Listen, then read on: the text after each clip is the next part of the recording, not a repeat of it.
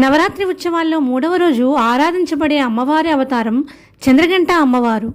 అమ్మవారు అర్ధచంద్రంలా కనిపించే ఘంటాకార బింబం కారణంగా చంద్రఘంట అని పిలుస్తారు.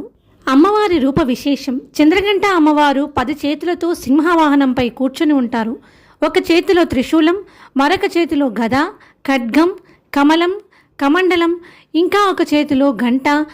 ఆ తలపైన చంద్రుని ఆకారంలో గంట ప్రకాశిస్తూ ఉంటుంది.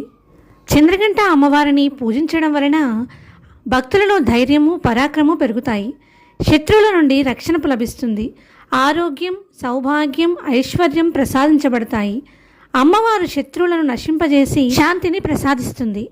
చంద్రఘంట అమ్మవారిని పూజించే విధానం. అమ్మవారికి పాలు, పాయసం, సుగంధ ద్రవ్యాలు, మల్లె పువ్వులు సమర్పించడం శ్రేయస్కరం. ఘంటారావం చేస్తూ పూజించడం ప్రత్యేక ఫలితాలను ఇస్తుంది.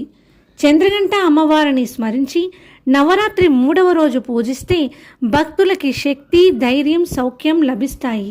నవరాత్రి 3వ రోజు చంద్రఘంట అమ్మవారిని పూజించి అమ్మవారి కటాక్షాన్ని పొందుదాం.